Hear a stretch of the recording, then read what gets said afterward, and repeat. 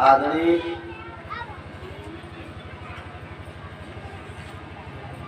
सभी उपस्थित सज्जन, माताओं, बहनों, बच्चों, हम सब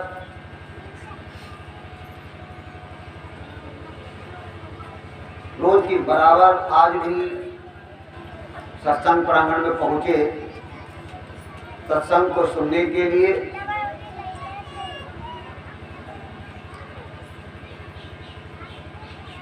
बार बार यही बताया गया, रोज उतना ही बताया जाता है कि सत्संग ही एक ऐसा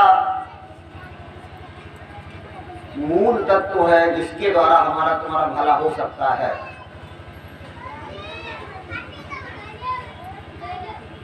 क्योंकि सत्संग में संत पुरुष जो होते हैं वो हम आपको समझाते हैं, बताते हैं।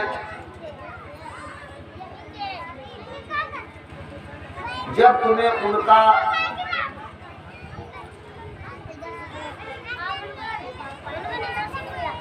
ज्ञान प्राप्त होने लगता है, मानो जब संतों का, सत्पुरुषों का ज्ञान तुमको मिलने लगेगा तो अंदर में तुम्हारे प्रति और उनके प्रति आपस में एक प्रेम जगने लगेगा, श्रद्धा जगने लगेगी। जब रोज मिलन होता रहेगा, रोज उनकी बात सुनोगे, मानोगे, तो वो तुम्हारे ऊपर दया करना शुरू कर देंगे, क्योंकि वो दया के सागर बताए गए।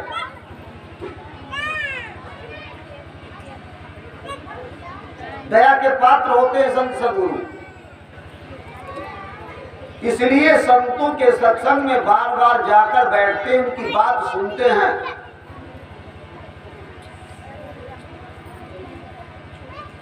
कोई व्यक्ति कहीं रहता है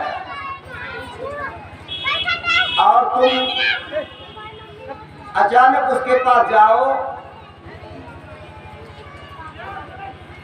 कभी मिले ही नो,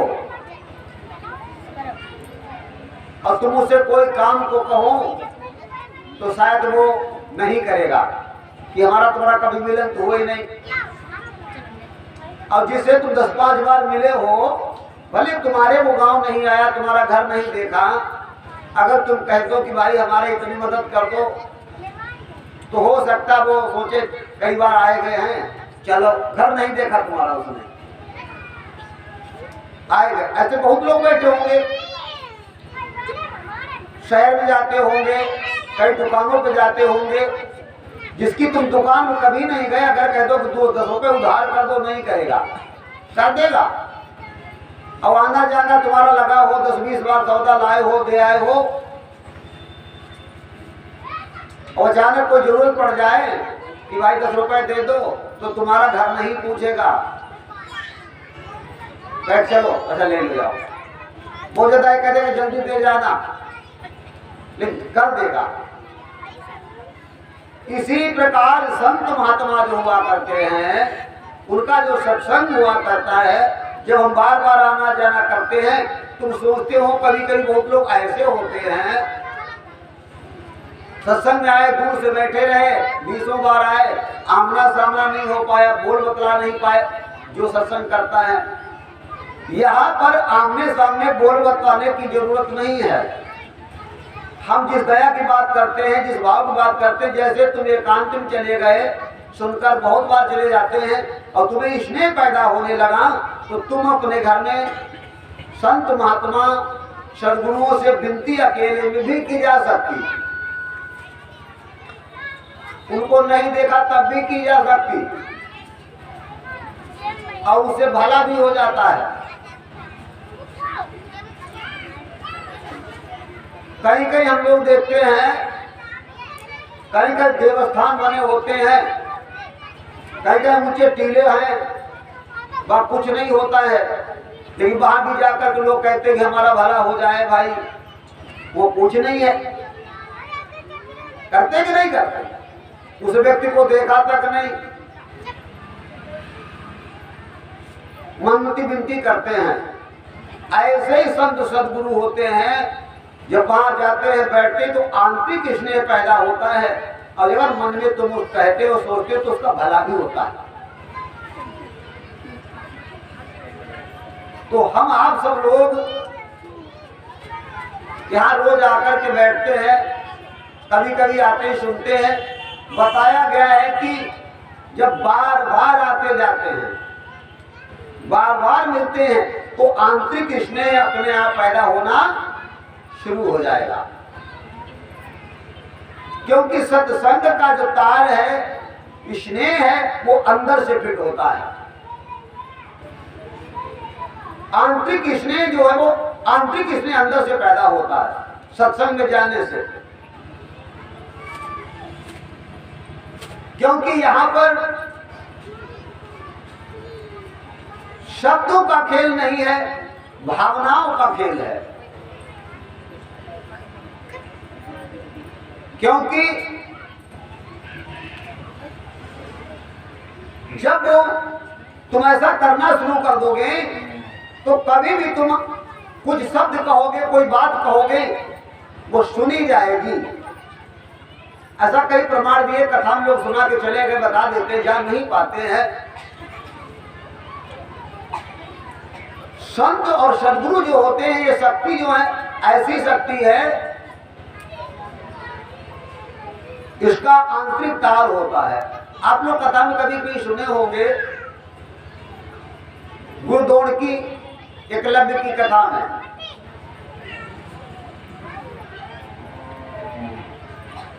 उसे कथा के रूप में दूसरी तरह पेश किया जाता है, और जब आंतरिक भाव के रूप में सत्संग में लाया जाता है, उसका दूसरा भाव हो जाता है।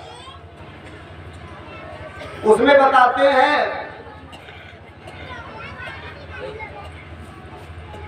गुरु द्रोण जो थे वो धनुर्विद्या सिखाया करते थे। पर अपना अपना ज्ञान है, गुरु उनको भी कहते थे।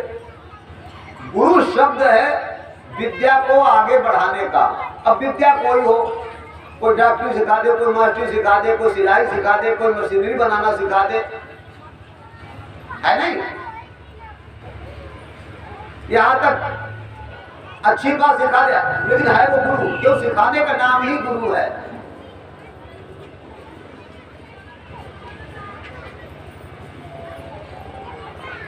अब गुरु द्रोण धनुर्विद्या का ज्ञान रखते थे, धनुष बाण की विद्या सिखाते थे।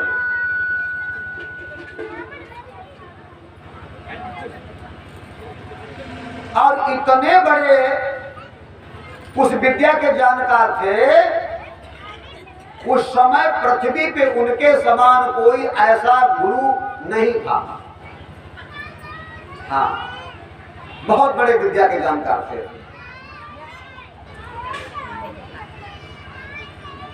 पहुंचे हस्तिनापुर,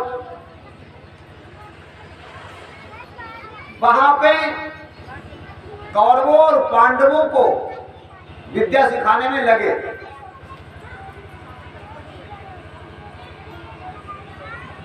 अब ऐसा था वहां पर कि राजपुत्रों को विद्या सिखा रहे हैं, तो और कोई जाता था तो वो मना कर देते थे कि भाई हम तुमको नहीं सिखाएंगे, हम अपनी विद्या तुमको नहीं सिखाएंगे। अब सोचो, अब हम आप इस विद्या की बात करते हैं जो लौकिक विद्या है, का हम नहीं सिखाएंगे, ये लौकिक विद्या हुई। और हम जो तुम्हारे सामने सत्संग बात कर रहे हैं वो पारलौकिक विद्या है।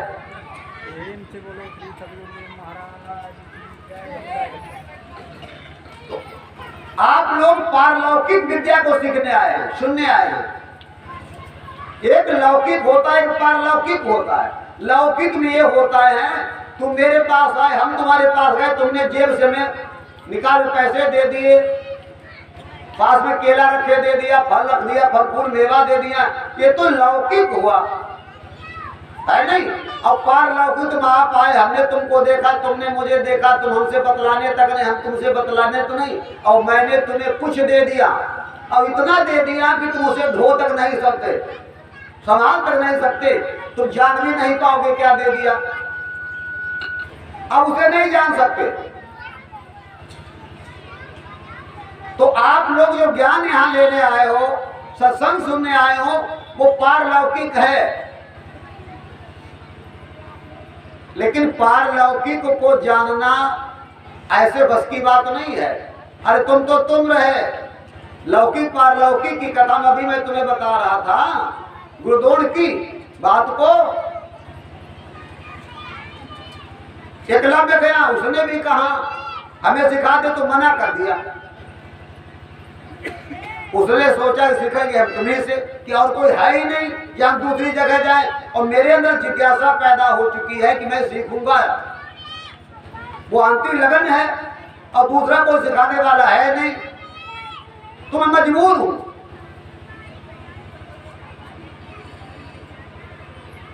और जंगल में रहता था, ऋषि मुनियों से मिलता था। तो जब जंगल में जाता था, संत महात्मा वहां रहते थे, तो एकलव्य एक बात सुना करता था वहां पर संत महात्माओं के यहाँ। हालांकि वो जंगलवासी था, महात्मा नहीं बनना चाहता था, वो तो धर्म विद्या को सीखना चाहता, तो बैठता संत महात्मा, जंगल में संत महात्मा हुआ करते थे। तो जब आरती पूजा ध्यान होता तो एकलव्य भी खड़ा हो जाता, तो उसे सत्संग ज्ञान नहीं था। कभी